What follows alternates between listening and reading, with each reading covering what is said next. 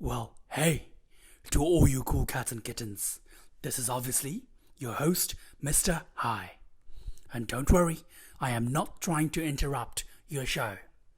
This is just a teaser, a trailer, to talk about my show, The Anytime Show. Have you seen it yet? I hope so. If not, what are you waiting for? Go on and find my show, The Anytime Show with Mr. Hi. See you all soon. And subscribed. Hey, are you listening to me?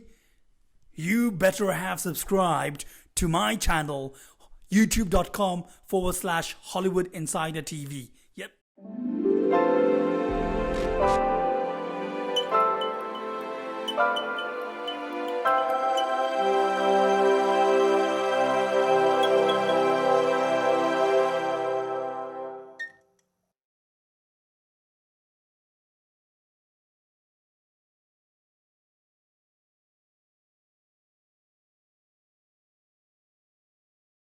Today's episode is titled, Jerry Seinfeld, Midas of Comedy. This article was written by Armando Brigham. If you were to ask everyone you know from all ages to name their favorite comedians, the most common name you'll hear is Jerry Seinfeld. No one has shaped the comedy landscape like him. Out of his 4 specials, he's earned 4 Emmy nominations total. His 2 big shows in the past 3 decades have earned him 73 Emmy nominations and 3 Golden Globe wins. An incredible ratio that's unmatched by any stand-up comedian in history. Seinfeld's gifted observational abilities made his comedy relatable to everyone. Such as, people's number 1 fear is public speaking. Number 2 is death. Death is number 2. Does that sound right? That means to the average person, if you go to a funeral, you're better off in the casket than doing the eulogy. Jerry Seinfeld, I'm telling you, for the last time. Which made his show Seinfeld the 3rd most critically and commercially successful comedy sitcom ever made. It's fascinating how someone can have less than 30 writing, acting, directing, IMDb credits, yet garner almost 100 nominations from the most highly coveted institutions in the entertainment industry. It's an accomplishment that no one else has done like Seinfeld has, which makes it fair to label him as the Midas of Comedy. I don't like that cursor flashing, looking at me like, so? What do you got? A short yet incredible resume of one of the most well-known comedians. Jerry Seinfeld started doing stand-up at the young age of 21. His first IMDb acting credit is on the show Benson as Frankie, the kid who told comedy bits nobody wanted to hear. Seinfeld really isn't an actor though. It's his personality that sells. No one is like him, and no one has the perspective he does. People want Seinfeld for him. They don't necessarily want to see him play complex characters, but if he did, I'm sure he'd do it superbly. But it's his strong personality that sells. His first IMDb writing credit was on An Evening at the Improv in 1981. Even in his early 20s, his talent was attracting the likes of legend Rodney Dangerfield, and that eventually led him to performing on Dangerfield's first HBO special, It's Not Easy Being Me, in 1986. He was a regular on The Tonight Show with Johnny Carson mostly, but has been recurring on numerous late-night shows since the beginning of his career to the present day. His hit show, Seinfeld, created by him and Larry David, was his commercial magnum opus. Well, I'll give you a call, and thanks for the fish. By the way, you know why fish are so thin? Why? They eat fish. Known for its dry humor, witty one-liners, and hilarious yet simple situations, the show was beloved by most, co-starring Jason Alexander, who's in The Marvelous Mrs. Maisel, Michael Richards, who's now infamous for his public racist tirade, and Julia Louis-Dreyfus, who recently starred in Onward.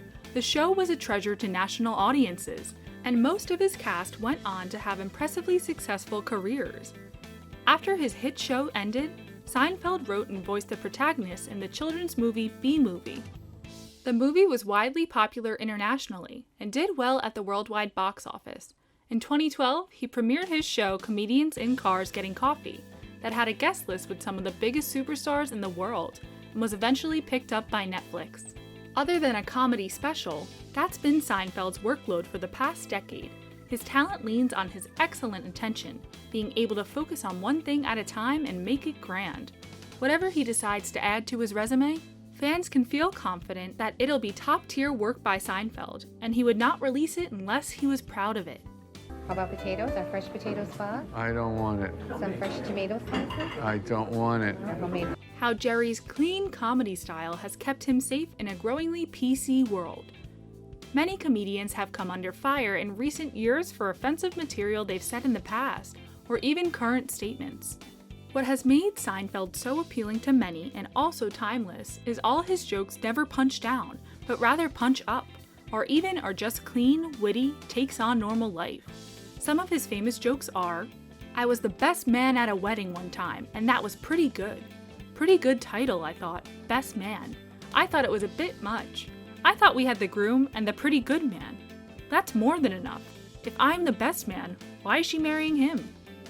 Or even when he has veered into risky territory, he seems to do it so strategically and innocently that it doesn't seem offensive at all. An example being, just what is the handicap parking situation at the Special Olympics? Is it still just the 2 spaces? He's been able to avoid attacking people, lashing out, swearing, or putting a vulnerable group of people down his entire career, yet tell some of the best jokes and make incredible content doing it. It takes dignified craftsmanship to be able to create comedy that's clean and hilarious, so truly any age can enjoy it, and it's an art form that Seinfeld corners magnificently. Not even the most analytical and cynical PC warriors could find something career-ruining that Seinfeld has said. He's always had an inclination for clean, not offensive comedy in his career, and he doesn't seem to be changing that anytime soon, which has inarguably kept him so successful throughout the last 5 decades. So your perspective is actually sort of now more reversed Yes. than ever before. Well, it is what it is. Yeah. What's Jerry's next move? The pandemic has put a halt on production worldwide, but Seinfeld most certainly has something brewing. It may be a while before any general audiences see anything though, considering he just released a comedy special this year titled Jerry Seinfeld, 23 Hours to Kill. He famously released his first comedy special in 19 years back in 2017, so it's unpredictable on when he'll release another one. Stand-up comedy in general has changed due to COVID-19, so it's difficult to predict how a kingpin like Seinfeld will manage something as big as a comedy special. He wrote an op-ed in the New York Times in which he responded to an article stating that New York was dead. The New York and Seinfeld spirit is apparent throughout all his work, so it's no shock he will respond vehemently. His article raises incredible and valid points though, and was met with positive reception. New York has been a landmark place for comedy, where some of the best comedians of all time have fostered their craft and performed for some of the toughest audiences in the world. This kind of passion from Seinfeld indicates that he will more than likely be back on stage once it's safe to do so, and with the craziness that 2020 has been, we can assume he has a lot to say. Where you buy new things, bring them into your house, and slowly crapify them over time, okay?